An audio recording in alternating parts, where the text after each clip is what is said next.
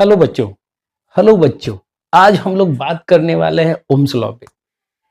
Third chapter चल रहा है 10+2 का फिजिक्स का। 10+2 का फिजिक्स का फर्स्ट थर्ड चैप्टर चल रहा है और थर्ड चैप्टर में हम लोग बात कर रहे हैं इलेक्ट्रिक करंट की। और इलेक्ट्रिक करंट में हमने अभी तक क्या देखा?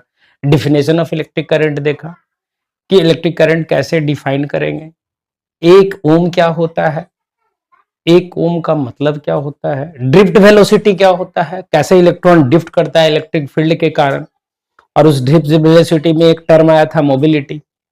तो ये सारा कुछ देखे। अब हम लोग बात करने वाले हैं ओम्स लॉ के।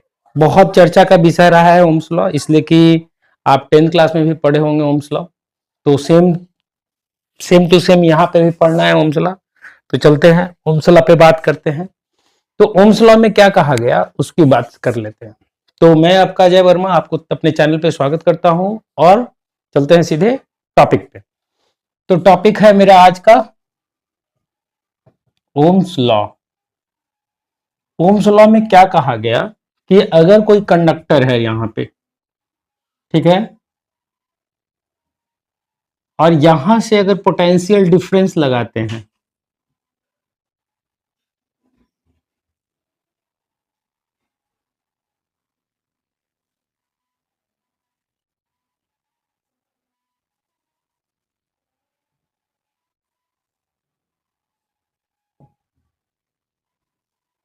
मीटर इसका ये निकाल लिए और यहाँ पे इसका नाम रख लगा दिया क्या, वोल्ट मीटर। वोल्ट मीटर का क्या काम है? तो वोल्ट मीटर का काम है वोल्टेज को कैलकुलेट करना। इसका काम क्या रहेगा? ये केवल रीडिंग देगा वोल्टेज का कि वोल्टेज कितना है, ठीक है। और ये क्या बताया जाएगा, ये वेरिएबल रेजिस्टेंस है, ऊपर नीचे कर करके हम क्या करेंगे, यहाँ पे वोल्टेज को कंट्रोल करेंगे क्योंकि पोटेंशियल डिफरेंस यही है भी के रूप में, ठीक है। ये इस सर्किट को समझते हैं पहले। अब यहाँ पे एक कंडक्टर है, ठीक है, ये कंडक्टर है, क्रॉस सेक्शनल एरिया इसका मान लेते हैं ए और लेंथ कितना है एल, ठीक है। अब हमको ये रीड करना है कि इससे करंट कितना जाएगा। तो करंट यहाँ पे जो अमीटर लगा हुआ वो क्या देगा, अमीटर क्या काम करेगा, रीडिंग देगा, करंट का रीडिंग है, रीडिंग देगा। और ये वोल्ट मीटर क्या काम करेगा, वोल्ट मीटर का काम है वोल्टेज यानी पोटेंशियल डिफरेंस को रीड करना, कैलकुलेट करके बताना। क्लियर है, समझ में आ रहा है स्ट्रक्चर? अब यहां से जैसे ही स्ट्रक्चर को स्विच देंगे, स्विच दिए, तो यहां पे एक रीडिंग आएगा और एक रीडिंग यहां पे आएगा। यहां पे रीडिंग आएगा पोटेंशियल डिफरेंस का और यहां पे रीडिंग किसका आएगा, करंट का। ये दोनों रीडिंग को लैब में किया जा सकता है और आप लैब में आप करते भी होंगे और किए भी होंगे, ठीक है। तो ये यहां पे है। अब इसमें क्या कहा गया कि पोटेंशियल डिफरेंस जैसे जैसे बढ़ाएंगे, यानी कि रेजिस्टेंस का वैल्यू जैसे जैसे कम करेंगे, यानी ऊपर करेंगे पोटेंशियल, ये जस्ट लाइक रेगुलेटर है, पर जो फैन में लगा हुआ था रेगुलेटर देखे आप, तो उसको हम लोग थोड़ा सा बढ़ाते हैं घटाते हैं तो फैन का स्पीड क्या होता है, बढ़ता है घटता है। तो एक्चुअली वो कंट्रोल करता है पोटेंशियल पे। तो यहां पे भी उसी ढंग का ये डिवाइस लगा हुआ है। अब हम जैसे जैसे पोटेंशियल को बढ़ाएंगे घटाएंगे तो देख लेंगे कि यहाँ पे एमीटर, यहाँ पे वोल्ट मीटर क्या रीडिंग दे रहा है मेरा, ठीक है। क्लियर है? तो स्टेटमेंट क्या लिखा गया, स्टेटमेंट दिया गया कि पोटेंशियल, ये ओम्स लॉ में कहा गया, potential potential drop across the conductor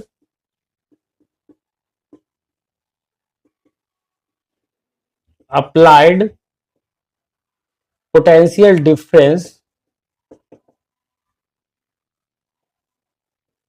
drop across the, इसको हटा देते हैं, across the conductor is directly proportional to the electric current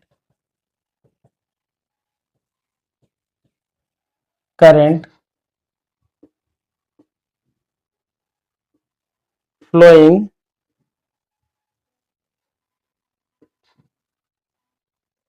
through the conductor. समझ में आ रहा है? यानी कि पोटेंशियल डिफरेंस जो लगाया गया उसके बीच का जो डिफरेंस होगा, जितना ज्यादा डिफरेंस होगा करंट का वैल्यू उतना ज्यादा होगा। तो यही यहां पे लिखा गया है, द पोटेंशियल डिफरेंस ड्रॉप, ठीक, potential difference drop across the conductor is directly proportional to the electric current flowing through the conductor when all physical condition like temperature, material,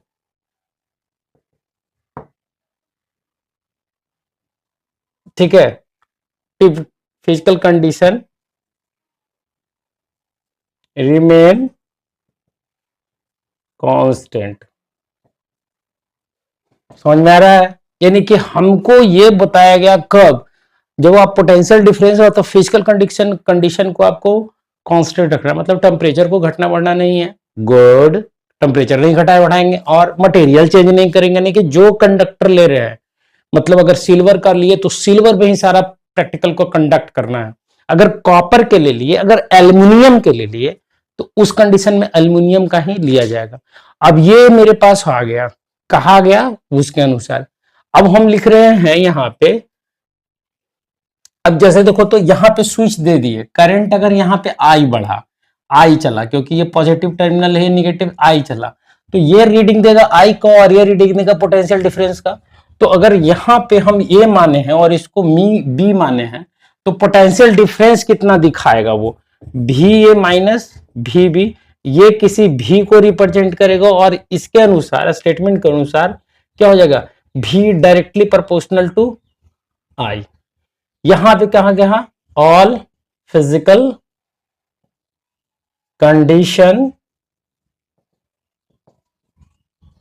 remain constant, ठीक है, और इस आधार पे यहां से ग्राफ खींचा गया, इसके इस आधार पे, तो ये क्या ग्राफ आएगा हमारे पास, ये भी ले लें और ये ले आई ले लें, तो हमारे पास ग्राफ कुछ इस तरह से आएगा।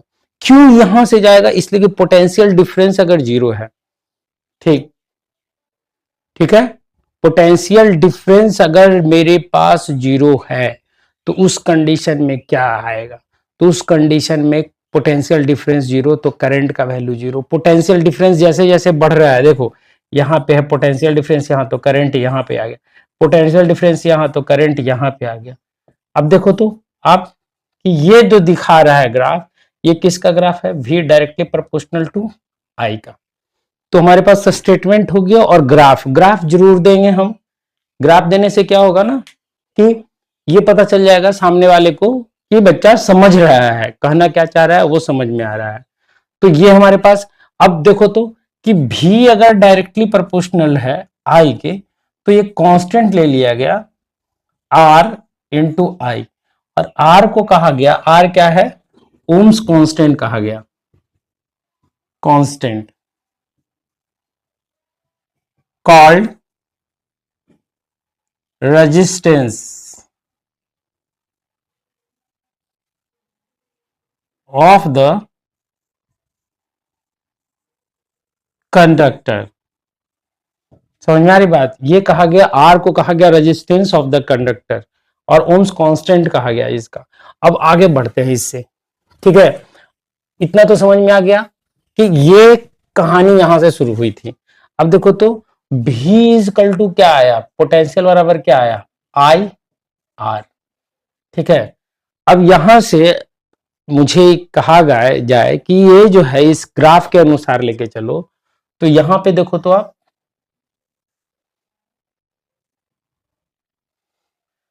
ये अगर भी है पोटेंशियल और ये लेते हैं करंट,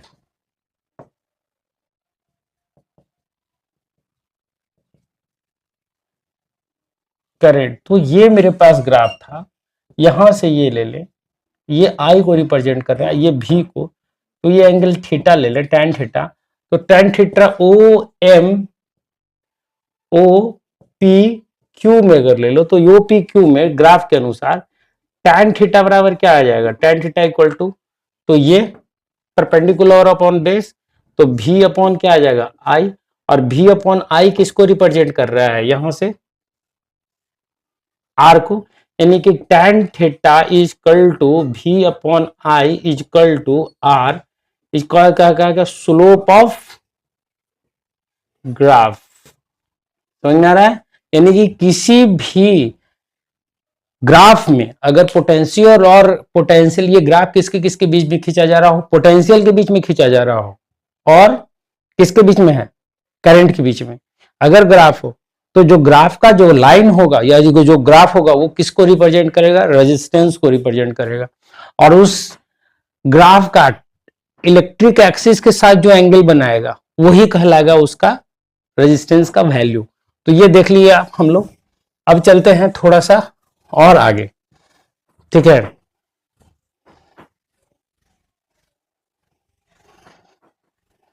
देखो यहां पे हम लोग देखिए, अब चलते हैं हम, ओम्स लॉ तो हो गया, अब चलते हैं ओम्स लॉ का कैसे हम ओम्स लॉ को वेरीफाई करेंगे और कैसे जो आया रेजिस्टेंस, ये I बराबर V बराबर जो IR आया, V इक्वल टू IR, तो I बराबर क्या आ गया V बाई R, ये रेजिस्टेंस जो आया है ये रेजिस्टेंस कांस्टेंट कैसे है, हम इस चीज को समझते हैं, ये कांस्टेंट कैसे है। तो हम यहां पे लिख रहे हैं, यहां से करते हैं कि as we know that drift velocity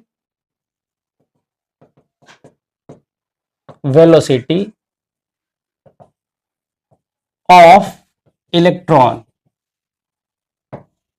is Vd, then उस कंडीशन में क्या हो जाएगा, I इज इक्वल टू क्या हो जाएगा, N E V D into A. ये था इक्वेशन 2 मान लेते हैं। इक्वेशन 1 किसको माने थे आपको, V is equal to I R निकला था, इसको इक्वेशन 1 मान लिए थे। अब इसको इक्वेशन 2 मान लेते हैं, I equal to N E V D A. अब हम देख रहे हैं इक्वेशन वी डी, हम कह रहे हैं वी डी इक्वल टू क्या निकला था, वी डी बराबर E E T by M E था ना, ये ना था, वी डी बराबर E E T by M E, ये था ड्रिफ्ट वेलोसिटी, और ई को लेते हैं यहां से, ठीक है, वी डी बराबर टी फ्रॉम ड्रिफ्ट वेलोसिटी, ठीक है। अब देखो तो E इंटू भी पोटेंशियल, V बराबर होता है E इंटू एल, पढ़े हैं, बिल्कुल पढ़े होंगे सर, E इंटू एल। तो यहां से E बराबर क्या निकल के आएगा, V by L, putting value of E in equation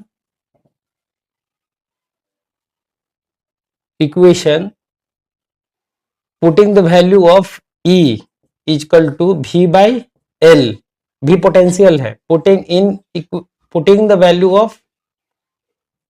the value of oh God, क्या यार कर क्या रहे हैं ये, देखो यहाँ पे, अब यहाँ पे हम निकाल रहे हैं कि V बराबर होता है E इंटू एल, तो E बराबर क्या आ जाएगा, V बाई एल, V क्या है, पोटेंशियल है,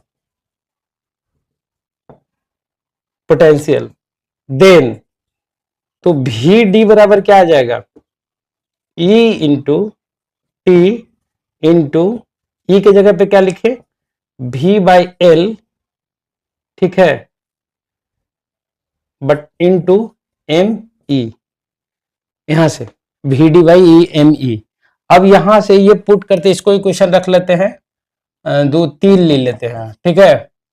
अब इस 3 का जो वैल्यू आया, ये जो आया, यानी कि ड्रिफ्ट वेलोसिटी जो आया, ड्रिफ्ट वेलोसिटी, ये जो ड्रिफ्ट वेलोसिटी आया, ये ड्रिफ्ट वेलोसिटी का वैल्यू इसमें पुट करते हैं यहां पे, तो क्या आ जाएगा, आई इक्वल टू क्या आ जाएगा, N into E into VD की जगह पे क्या पुट करना है, ET by E into T into V into A बटा में क्या ले ले हम, L बाई एम ई।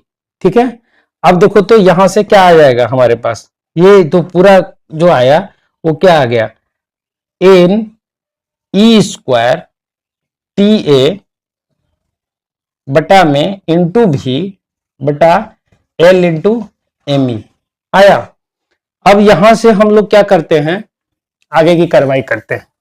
आगे क्या करते हैं उसको देख लेते हैं। एक्चुअली हम लोग निकाल क्या रहे हैं, रेजिस्टेंस कांस्टेंट कैसे है वो दिखाना है।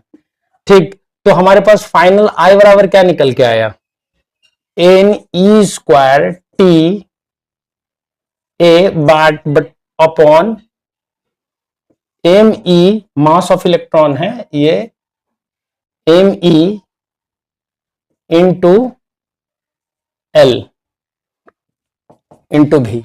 अब देखो तो इसको यहां कर दो, ठीक है, और इसको यहां कर दो तो क्या आ जाएगा मेरे पास, V बाई आई आ जाएगा। क्लियर है कि नहीं, तो इसको यहां कर देते हैं।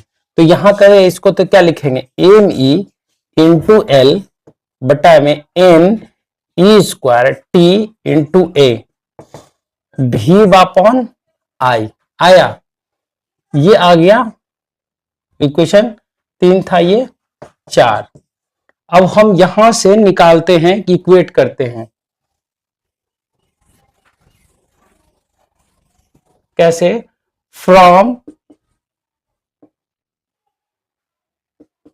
Definition of Ohm's law, Ohm's law से V अपॉन आई किसके बराबर था, V equal to I R. तो यहां से R बराबर क्या था, V बाई आई। तो V बाई आई था, तो V बाई आई किसको रिप्रेजेंट करेगा ऊपर से, R को। तो यहां R बराबर क्या निकल गया है, M E into L upon N E square T into A. ठीक है, ये आ गया R बराबर, क्योंकि ये R को रिप्रेजेंट कर रहा है, V बाई आई किसको रिप्रेजेंट कर रहा है, R को। तो यहां पे ये V बाई आई क्या किसको रिप्रेजेंट करेगा, R को रिप्रेजेंट करेगा। ठीक, ये पूरा R को रिप्रेजेंट करेगा। आप देखो तो यहां पे कर रहे हैं कि फ्रॉम एबव एक्सप्रेशन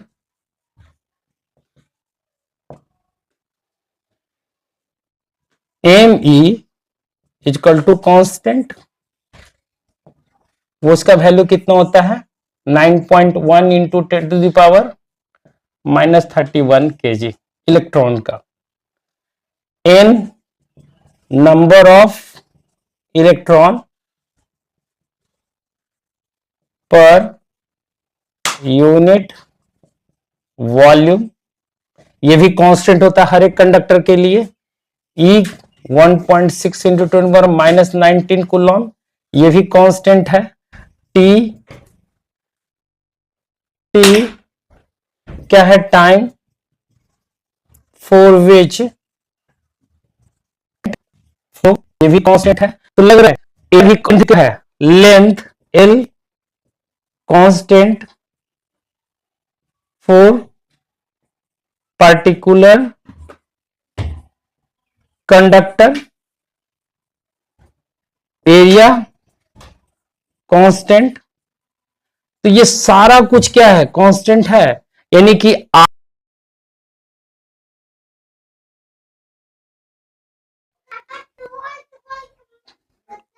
तो यहां पे हमने क्या देखा, यहां पे हम लोगों ने देखा यहां पे कि कैसे ओम्स लॉ से कैसे हम लोग रेजिस्टेंस निकाले और रेजिस्टेंस कांस्टेंट कैसे होता है, और रेजिस्टेंस कांस्टेंट का ये वैल्यू जो है मेरे पास वो कितना कैसे कितना आया। तो यहाँ पे हम सारा कुछ देखें। ये वीडियो आपको कैसा लगा हो आप हमको जरूर बताइएगा। ठीक है, धन्यवाद।